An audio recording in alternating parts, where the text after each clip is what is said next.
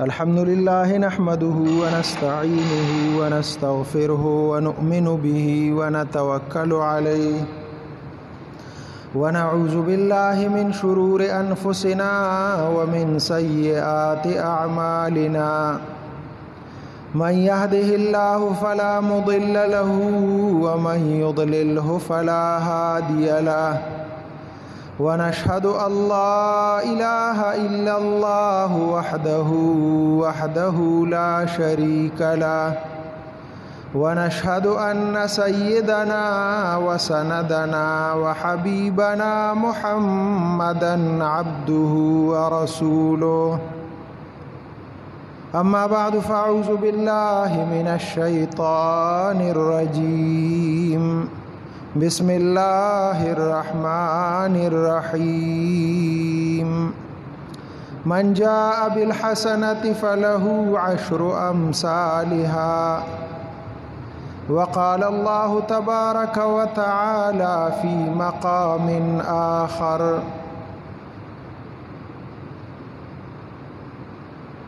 من عمل صالحا من ذكر وأنثى وهو مؤمن فلنحيينه حياة طيبة ولنجزينهم أجرهم بأحسن ما كانوا يعملون إن الله وملائكته يصلون على النبي يا أيها الذين آمنوا صلوا عليه وسلموا تسليما درود شريف اللهم صل على محمد وعلى آل محمد كما صليت على إبراهيم وعلى آل إبراهيم إنك حميد مجيد.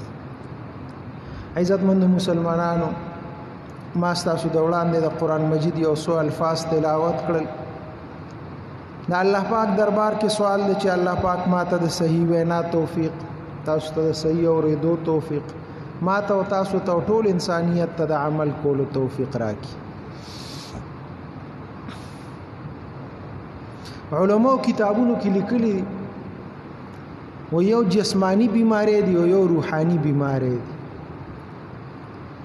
کله چې مونږ بیماران شو جسمانی بیماری راته ولګي مونږ د هغې علاج کوو. که مونږ باندې تب راشي ټوخی او زکام راشي نو مونږ عام ډاکټر لا چې کوم میډیکل ډاکټر دی هغه له ورشو. که زمونږ په سترګو کې فرق راشي نو بیا مونږ زو د سترګو سپیشلیست له ورځو د هغه نه خپل علاج کوو. که زمونږ زړه بیمار شي نو بیا زو د زړونو ډاکټر له. څومره بیماری چې مونږ کې راځي نو علاج کوو، علاج له زو ډاکټر له. دغه سه مونږ ته روحاني بیماری لګي. د روحاني بیمارو د پاره الله پاک مونږ ته قرآن را لېږلی دی، پیغمبر یې راته را لېږلی دی. هغه مونږ ته د روحاني بیمارو علاجونه ښودلي دي چې دا علاج کوئ تاسو به ټیک شي. نن سبا یو عامه بیماری ده، په دې باندې علما لږ ډېر زور ورکوي چې تاسو د دې علاج وکړئ. خلک د دې نه خبردار کې چې دا کومه بیماری نن سبا لګېدلې ده چې د دې علاج وشي. بیماری دا ده چې د الله نعمتونه ډېر زیات دي.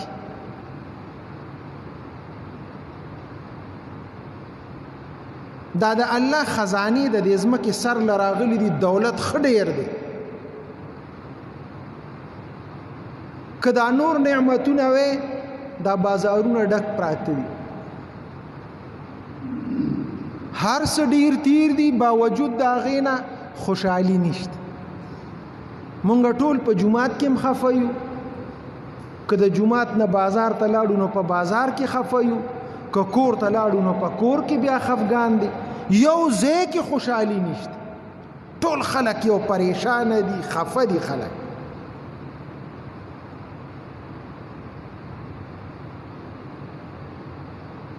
الله مونږ ته د دې علاج ښودلی. فقی ابو اللیث سمرقندی رحمه الله یو نیک سړی تیر شوی دی، یو عالم، هغه وایي زما د پلار نه زه دا روایت کوم، زما پلار د پیغمبر علیه السلام دا حدیث په بیانو. پیغمبر علیه السلام فرمایلی دي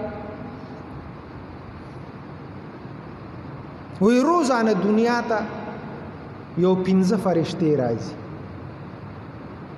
یو مکه مکرمه کې راکوزیږي، یو مدینه منورې ته راځي، یو په بیت المقدس باندې راکوزیږي، یو زمونږ مقبرو ته راځي، او 15 چې دینو زمونږ بازارونو ته راځي.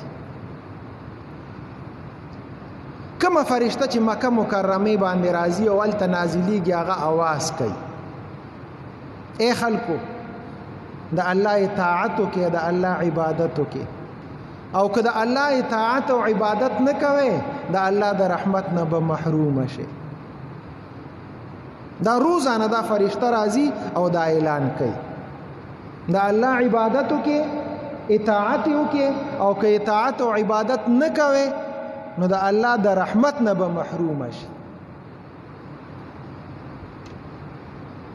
اوس موږ په خپل وګورو چې موږ څومره عبادت کوو، زمونږ جمعتونه څومره آباد دي او زمونږ بازارونه څومره آباد دي.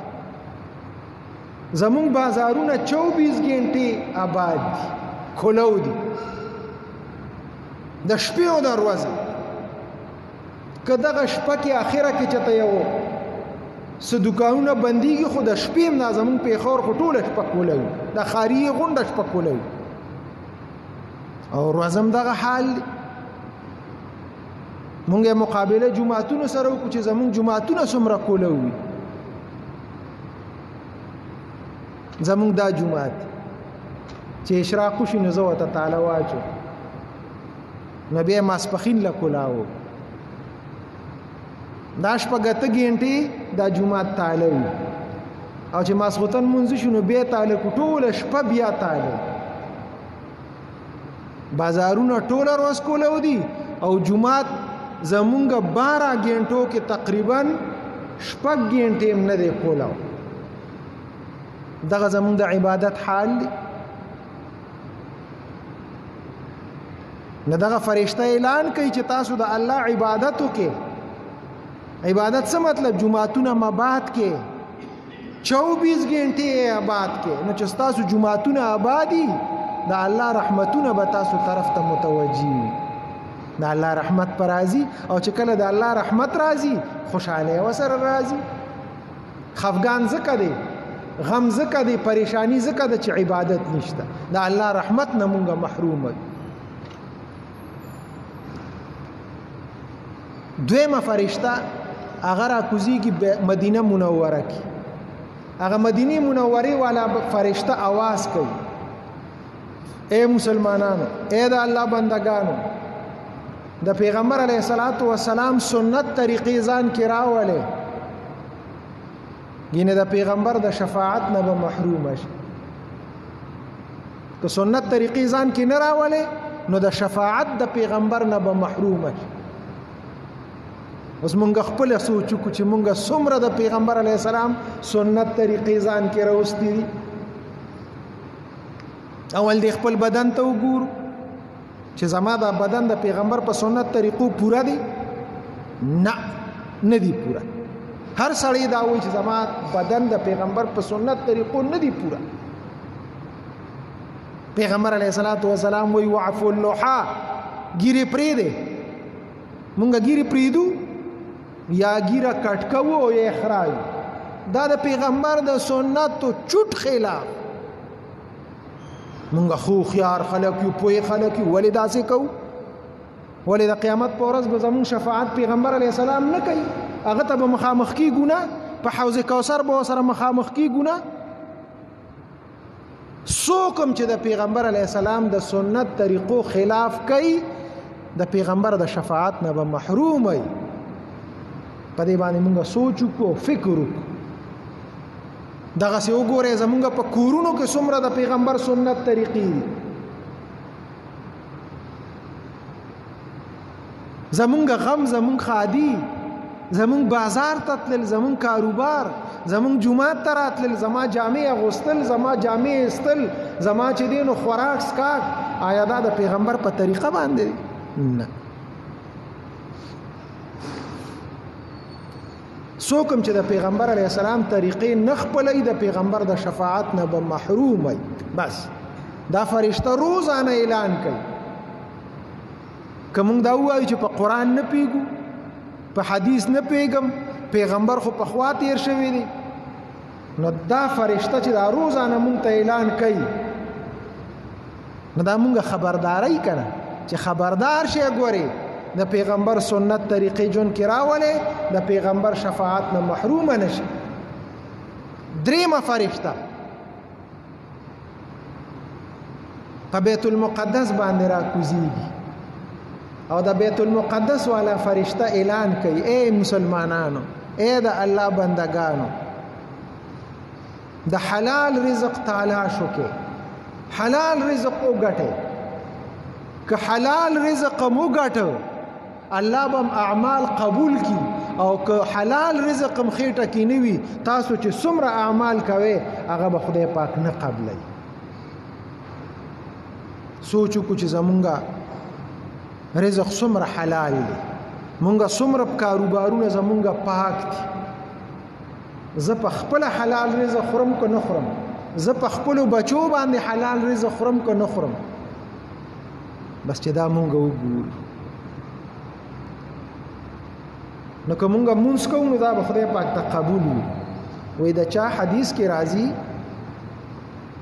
چې یوه نوڼه د چا په خېټه کې د حرام وي او لاړه وته، څلوېښت ورځې د هغه مونځ د قبولیت مرتبې ته نه رسي. اوس چې شپه ورځ یو سړی حرام کوي، د هغه به څه حالي؟ او بیا د هغه د بچو به څه حالي؟ د هغه د بچو مستقبل به څه وي؟ مونږ که په خپل ځان رحم نه کوو خیر دی نه دی کوو، خو چې په دې خپل نسل په دې بچو باندې خو رحم وکړو چې یاره زما دا بچي خو حلاله وخوري، چې زما رزق کې ذره بر شایبه نه وي، شک نه وي، نو بیا به زموږ اعمال هغه قابل قبول وي.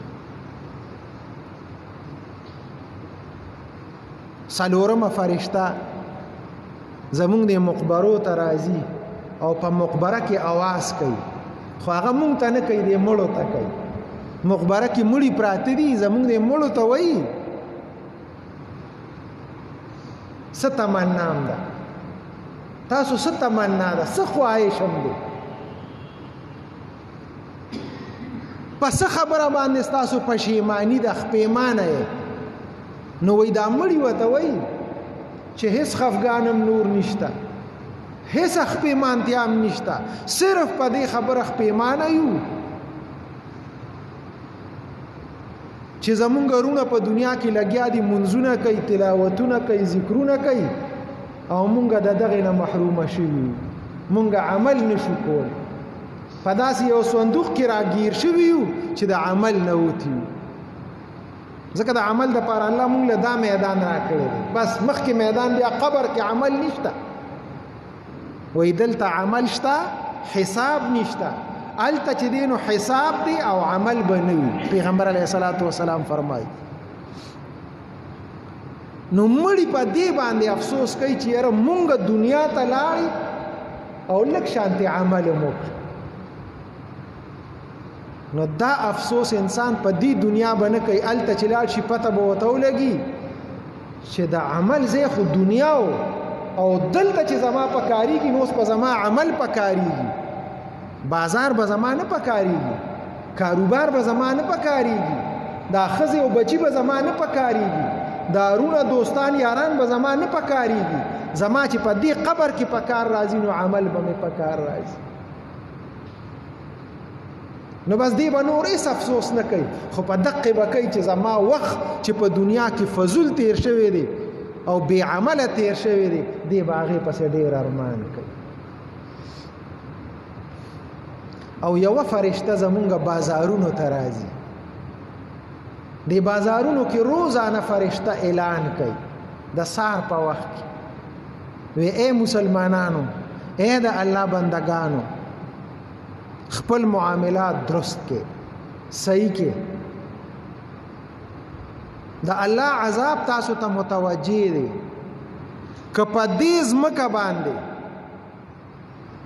دا ماشومان نه وي، دا هغه ماشومان چې هغه نابالغ وي، شوده خوري، که په ځمکه باندې دا ماشومان نه وي او دا سپینګیري بوډاګان نه وي او دا بې زبانه زناور نه وي، نو په تاسو باندې به الله اوس عذاب راوستي او تاسو به الله د مخ د ځمکې نه ختم کړی وي. خدا د دې کسانو د برکت نه الله خپل عذابونه نه راوړي. دا روزانه فرشته په بازار کې اعلان کوي.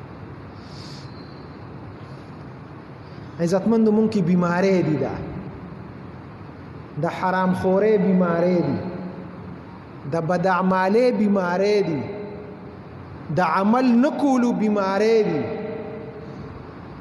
دا بیماری چې مونږ د ځانه وباسو، د پیغمبر علیه السلام دی احادیثو ته به متوجه کیږو. د الله بندگی وکړو، د الله عبادت وکړو، د پیغمبر علیه السلام په سنت طریقو به ژوند تیرو، حلال رزق په ګټو او د حرامو نه به ځان ساتو.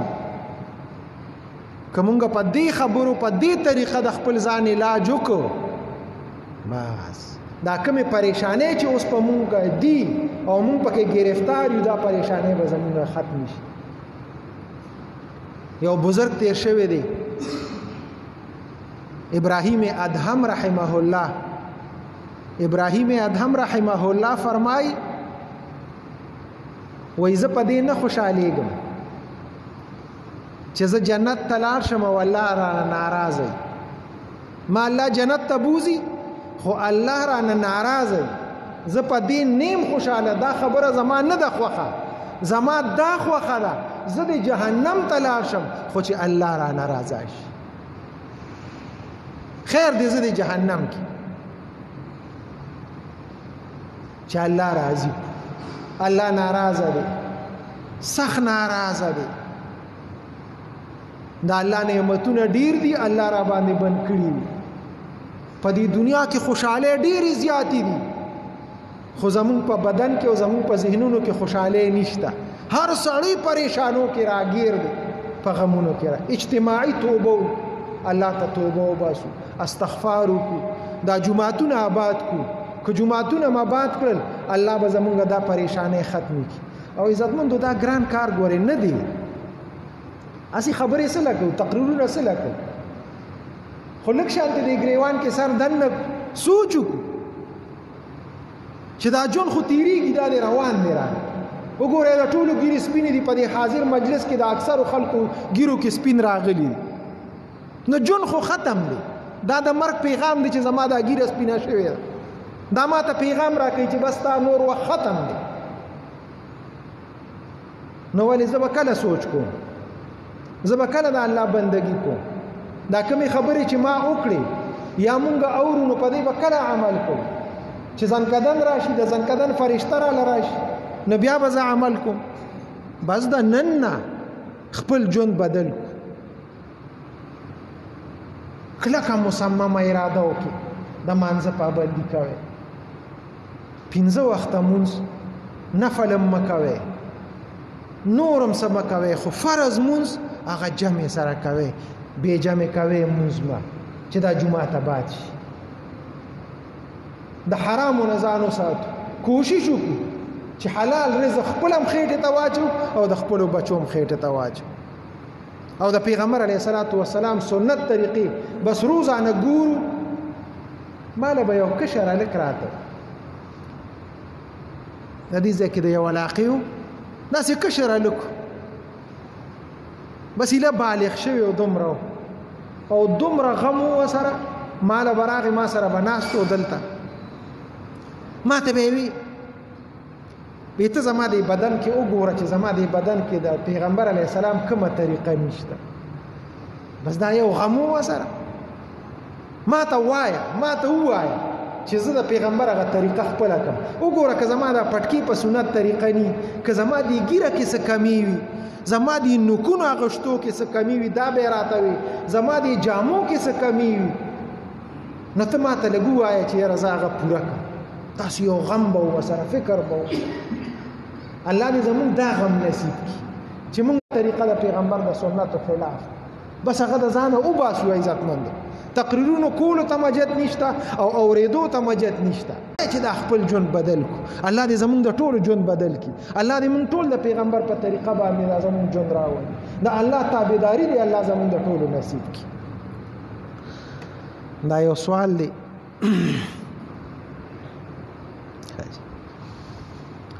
سوال کوي چې دا فرض مونږ چې مونږه کوو یا دا فرض چې څومره دي فرایض دا د الله دي او دا سنت چې مونږ کوو نو دا د پیغمبر دي.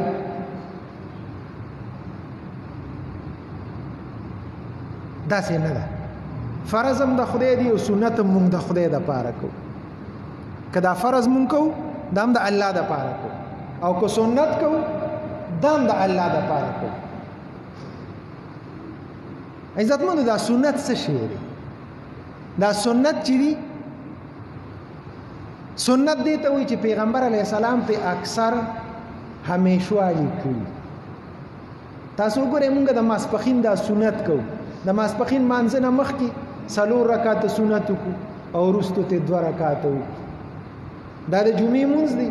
د جمعې نه مخکې موږ 4 رکعاته سنت کوو، بیا د 2 رکعاته فرض وکړو، بیا 4 سنت وکړو، بیا 2 سنت کوو. دغسې ماښام هم کوو سنت او ماسخوتن هم کوو. په دې سنتو باندې پیغمبر علیه السلام اکثر همیشوالی کړی دی او چا چې به نه کول نو هغه پې ملامته کړی دی چې دا ولې دې نه دي کړی. نو په کوم عمل چې پیغمبر علیه السلام همیشوالی کړي او چې څوک یې نه کوي نو هغه پې ملامته کړي، دې ته وایي سنت مؤکده. او چې ملامت یې پې نه کړي، څوک یې پې ملامته کړي نه دي، نو هغې ته مونږ وایو نفل او د کتاب په اصطلاح کې د شریعت په اصطلاح کې هغې ته سنت زواید وایي. سنت زواید او نفل دا یو شی دی. هغه مونږه اشراق مونځ کوو یا د ماښام اوابین کوو، د چاشت مونځ کوو، دې ته وایي سنت زواید. دا که چا وکړل الله به اجر ورکړي، که چا ونه کړل ګناه پکې نشته. خو دا سنت مؤکده چې دي په دې پیغمبر علیه السلام خلک چې دی نو ملامته کړي دي چې دا کوي، که چا به ونه کړل نو هغه ته به یې ولې دې نه دي کړی. خو پیغمبر علیه السلام پې اکثر همیشوالی کړی دی. همیشه یې نه دي کړی. یاد ساتئ ښه، زما خبره ته سوچ کوئ. همیشه یې نه دي کړی، په خپل همیشه نه دي کړی. همیشه ولې نه کول؟ ځکه یې نه کول چې بیا فرض کېدل په خلق په امت باندې، نو همیشه یې نه دي کړی. خو اکثر یې پې مداومت کړی دی، همیشه والی پې کړی دی. او چې چا به نه کول نو هغه ته به یې پې ملامتیا کوله، زورونه به یې پې ورکوله چې دا کوئ. دا خبره دې دپاره کومه. نن سبا ډېر خلک هغه سنت نه کوي. سنتو ته وایي ساجد. دا مصروف دور دی، دا ډېر د منډې دور دی، دې کې صرف چې وایي فرض وکړي دا هم ډېره ده. نو سنت خلک نه کوي، د سنتو اهتمام نه کوي. نه، پیغمبر علیه السلام پې ملامتیا کړې ده چې څوک یې نه کوي. سنت مؤکد. او دا ډیر خلک وی دی جمعې پسې نشته، څوک وایي دا شته او څوک وایي دا نشته. ولې نشته؟ چې سنت حضرت علی رضی الله تعالی عنہ فرمایي، بله ورځ دې ځای کې یو وکیل صاحب و ماله راغی، زمونږ دلته اوسېږي، کور جوړوي. ما ته وی ما سره چیړ پې وکړه مولوي صاحب چې دا سنت نشته او دا د جمعې دا خواړو شته نه، سنت خواړو شته نه، خو د جمعې دا خو بلکل نشته. نو وایي زه هغه له څه جواب ورکړم؟ نو ما دلته کتاب راواړو ومې کتو، هغه مې کړه، هغه ته مې لا ښولی نه دی، خو هغه حدیث مې ورته راواړو حضرت علی رضی پیغمبر علیه الصلاۃ والسلام به سنت کور کې کور په جمعات کې نه دی کړي، چالي دی نه دی په جمعات کې، خداغه د کور سړی څوک دی؟ حضرت علی رضی الله تعالی عنہ. حضرت علی رضی الله تعالی عنہ فرمایي چې د جمعې د مانځه نه 4 رکعات مخکې دي، 4 ورپسې دي فرض پسې او 2 تیرستو دي. غرض دا دی چې پیغمبر علیه السلام باغلی د پکور کې کنه چې پیغمبر علیه السلام دغه څه کوي. ځکه مونږ ته حضرت علی رضی الله تعالی عنہ نه دا روایت را رسیدلې دي چې سنت پیغمبر علیه السلام کړی دي، د جمعې 12 رکعات کړی دي، د ماسپخین 10 رکعات کړی دي. دا حدیثونه ثابت دي. دغه صحابه مونږ ته را رسولي د پیغمبر علیه السلام سنت دغه عملی مونږ ته را رسولي. انکار کوي نن سبا د حدیثونه د سنتونه انکار کوي ډیر خلک. الله دې مونږ دغه خلکونه محفوظ ساتي، دغه عقیدونه دې الله محفوظ ساتي او الله دې زمونږ صحیح عقیده نصیب وګرځي. الله دې مونږ په سنت طریقو باندې زمونږ جون راولي. الله دې هر قسم فتنونه مونږ محفوظ ساتي. دعا په جمع باندې کې اللهم صل علی محمد وعلى ال محمد كما صليت على ابراهيم وعلى ال ابراهيم انك حميد مجيد. اللهم ربنا آتنا في الدنيا حسنه وفي الاخره حسنه وقنا عذاب النار. الله دې زمون مردگان د اهل اسلام او بخي، بیمارانو ته دې الله شفا ورکي. حاضر جمع مرګرو څه شری حاجات دي الله دې ټول زمون شری حاجات پوره وګرځي. د هر قسم فتنو نه دې الله زمون حفاظت وکي. دا ګرمي زیاته شوې ده، الله دا ګرمي په مونږ باندې کم کړي. موسم دې الله په مونږ باندې خکي.